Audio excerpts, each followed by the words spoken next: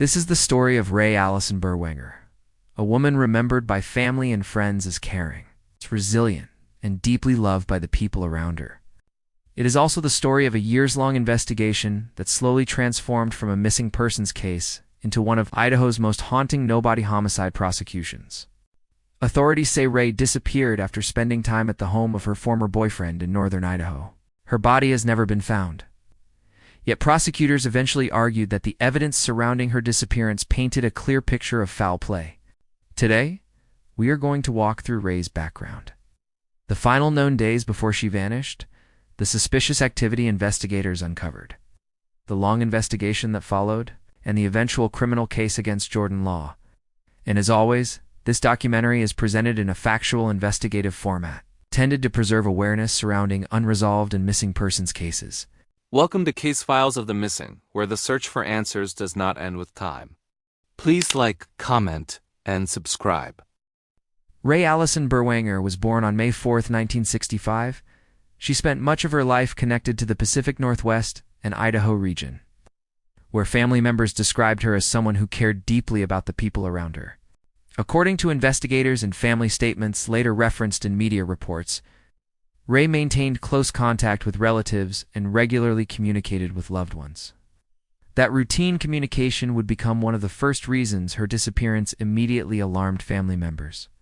Rae had reportedly experienced personal struggles over the years, including substance abuse issues. However, family members stated that by 2019 she had been trying to improve her life and work toward sobriety. Those close to her believed she was attempting to move forward and create stability.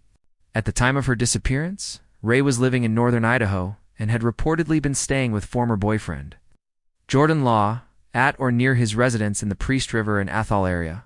Friends and family later indicated that the relationship between Rae and Law had become strained in the days leading up to her disappearance. Investigators would eventually learn that Rae had discussed wanting to leave and move away following what family members described as a falling out between the two. But before she could make that transition, she disappeared. And after March 2019, no verified sign of Rae Allison Berwanger being alive was ever discovered again. Jordan Law became the central figure in the investigation almost immediately after Rae vanished. At the time of Rae's disappearance, Law was living in northern Idaho and had previously been in a relationship with Rae. Reports later confirmed. The two had lived together before the relationship deteriorated. When investigators first interviewed Law in 2019, he provided multiple explanations regarding Rae's whereabouts. According to case records summarized by media outlets and missing persons databases, Law initially told investigators that Rae may have left Idaho voluntarily.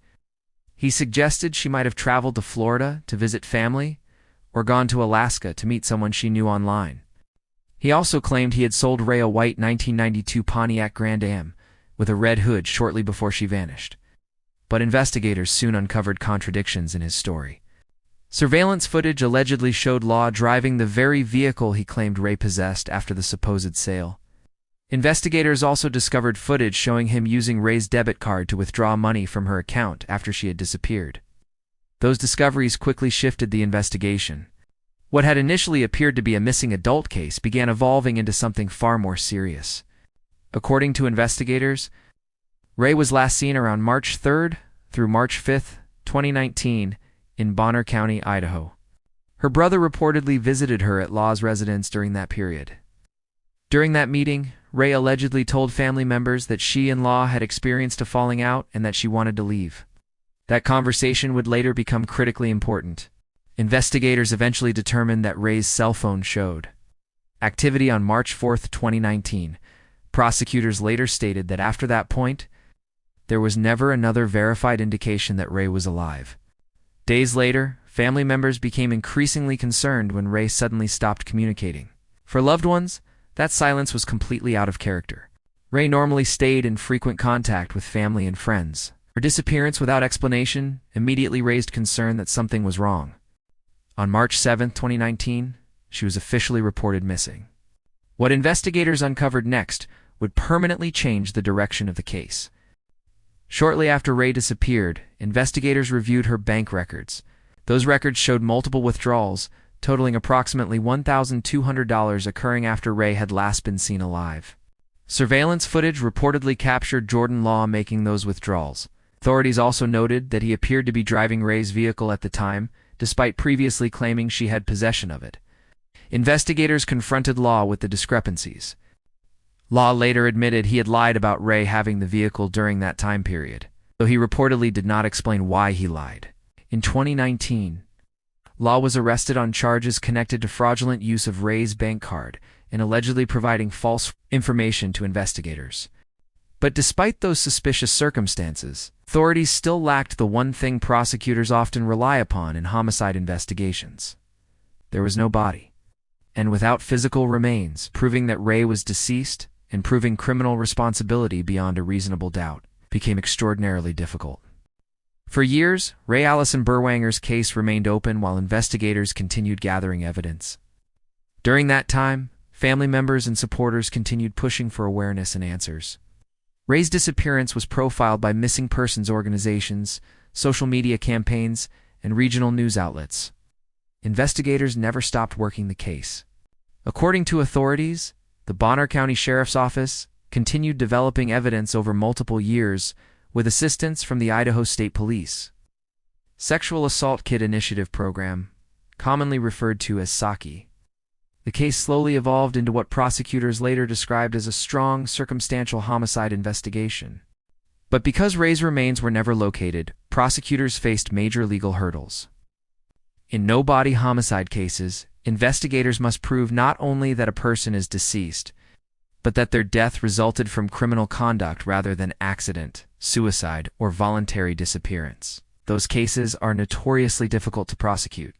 Yet by 2024, authorities believed they had enough evidence to move forward. In September 2024, more than 5 years after Rae disappeared, a grand jury indicted Jordan Law on multiple felony charges connected to her case. Those charges included second-degree murder, destruction of evidence, offering false evidence. Authorities also announced additional charges involving another alleged victim discovered during the investigation. Law was arrested in Spokane, Washington. The announcement immediately generated national attention because Rae's body had still never been found. For investigators and Rae's loved ones, the arrest represented a major turning point after years of uncertainty. But the legal challenges surrounding a no-body homicide prosecution still remained. As the case moved toward trial in 2025, prosecutors reportedly believed they had a strong circumstantial case against Law. However, Bonner County Prosecutor Lewis Marshall later acknowledged the difficulty of securing a conviction without physical remains. According to reporting by the Idaho Statesman and other outlets, prosecutors weighed the possibility of a hung jury or acquittal against the certainty of a negotiated plea agreement. Eventually, Law entered what is known as an Alford plea to voluntary manslaughter in 2025. Under an Alford plea, a defendant does not formally admit guilt, but acknowledges that prosecutors likely possess enough evidence to secure a conviction at trial. As part of the agreement, the original murder charge and additional charges were dismissed. Prosecutors sought the maximum sentence allowed under the plea agreement. In October 2025, Jordan Law was sentenced to 15 years in prison for voluntary manslaughter in the death of Rae Allison Berwanger. The sentencing hearing reportedly included emotional statements regarding the continuing impact of Rae's disappearance on loved ones. Even after the conviction, Rae's body still had not been located. According to reporting after sentencing, Law allegedly provided general information intended to assist authorities in locating Rae's remains. But searches were unsuccessful because the information lacked specificity. To this day, Rae Allison Berwanger remains officially missing. Her family still does not have the ability to lay her to rest. And despite the conviction, the absence of physical remains continues to leave many painful questions unanswered. Cases like Rae's leave a unique kind of grief behind. Families dealing with unresolved disappearances often describe feeling trapped between hope and heartbreak. Even when a conviction occurs, the inability to recover remains can prevent emotional closure. For Rae's loved ones, the years between 2019 and the eventual prosecution were filled with uncertainty. Every unanswered phone call, every holiday, every birthday, every passing year without answers. And even now, after sentencing, the most important part of the story is still incomplete. Rae Allison Berwanger has never been brought home. Thank you for watching Case Files of the Missing. Make sure to like, comment, and subscribe, because every missing person deserves to be found, and every story deserves to be heard.